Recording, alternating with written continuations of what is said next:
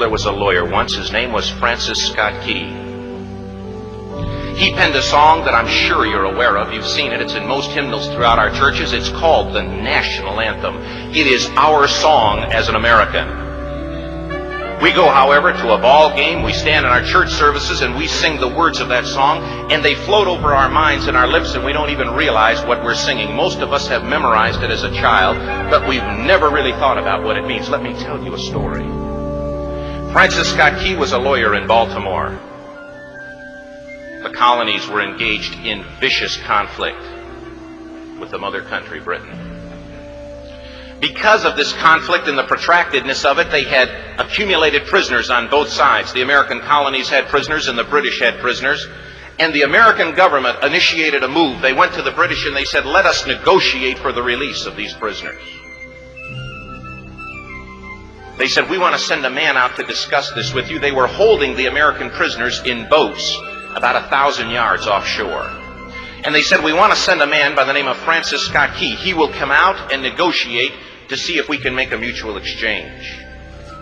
On the appointed day, in a rowboat, he went out to this boat and he negotiated with the British officials. And they reached a conclusion that men could be exchanged on a one-for-one basis. Francis Scott Key, jubilant with the fact that he'd been successful, went down below in the boats, and what he found was a cargo hold full of humanity, men. And he said, men, I've got news for you tonight. You're free. He said, tonight I have negotiated successfully your return to the colonies. He said, you'll be taken out of this boat, out of this filth, out of your chains.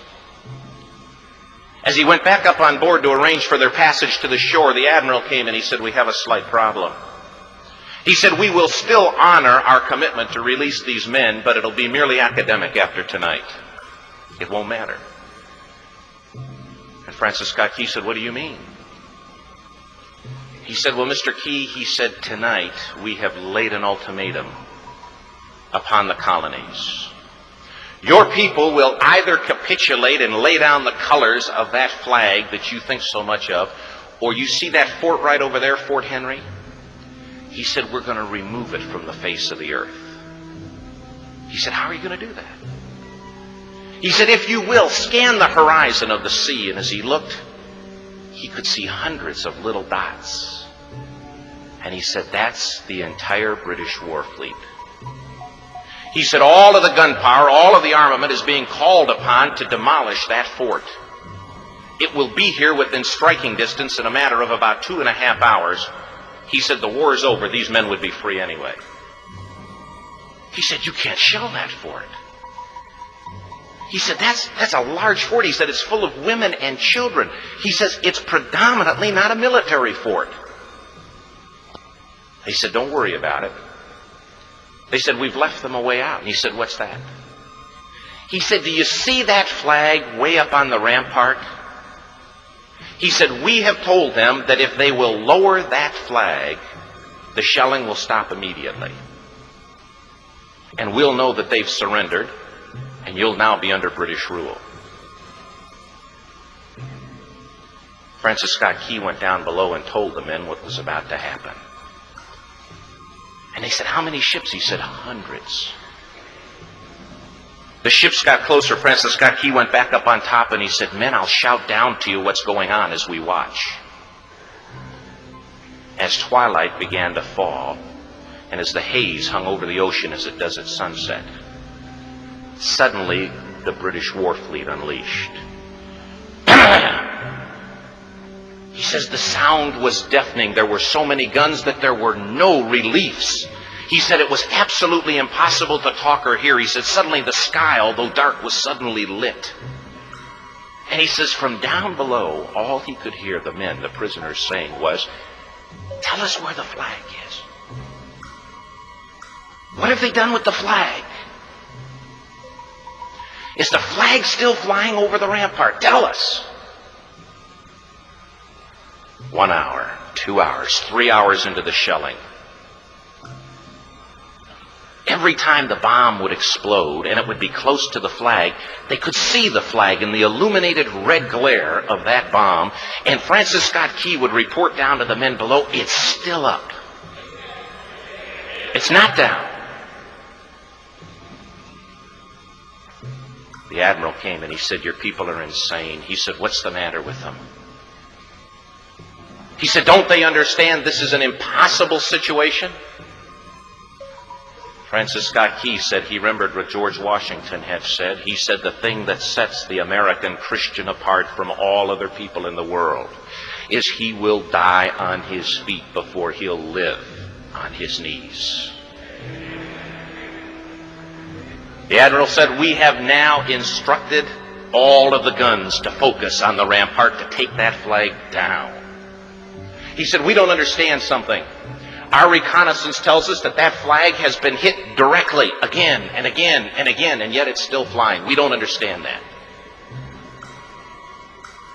But he said, "Now we're about to bring every gun for the next 3 hours to bear on that point." Francis Scott Key said the barrage was unmerciful. All that he could hear was the men down below praying. The prayer, "God, keep that flag flying where we last saw it." Sunrise came. He said there was a heavy mist hanging over the land, but the rampart was tall enough. There stood the flag, completely nondescript, in shreds. The flagpole itself was at a crazy angle, but the flag was still at the top. Francis Scott Key went aboard and immediately went into Fort Henry to see what had happened.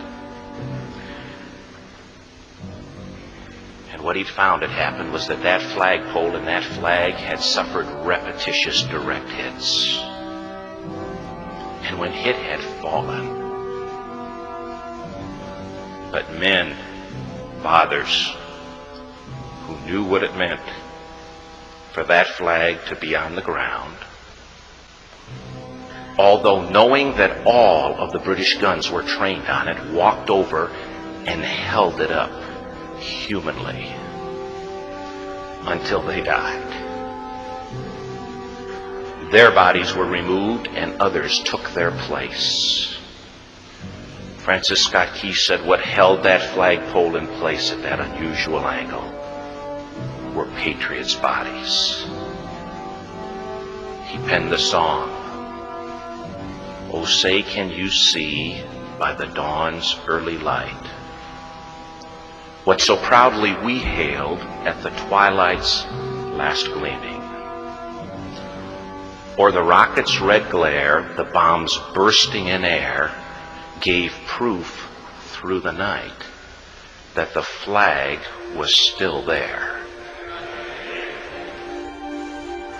Oh, say, does that star-spangled banner yet fly and wave o'er the land of the free and the home of the brave?"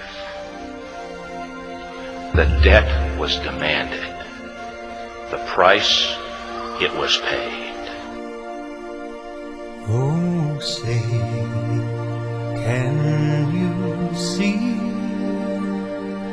by the dawn's early light what so proudly we hailed at the twilight's last gleaming, whose broad stripes and bright stars through the perilous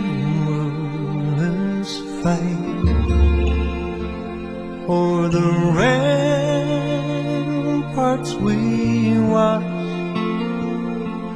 were so gallantly streaming, and the rockets spread clear, the bombs bursting in air gave proof through the night that our flag was still there. Oh, say does that star-spangled banner yet wave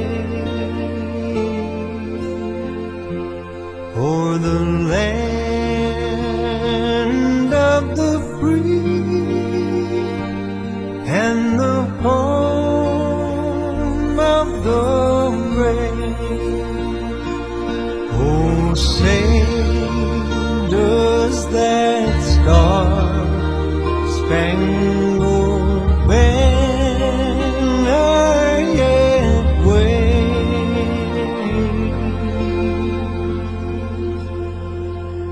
o'er the land of the free and the home of the brave?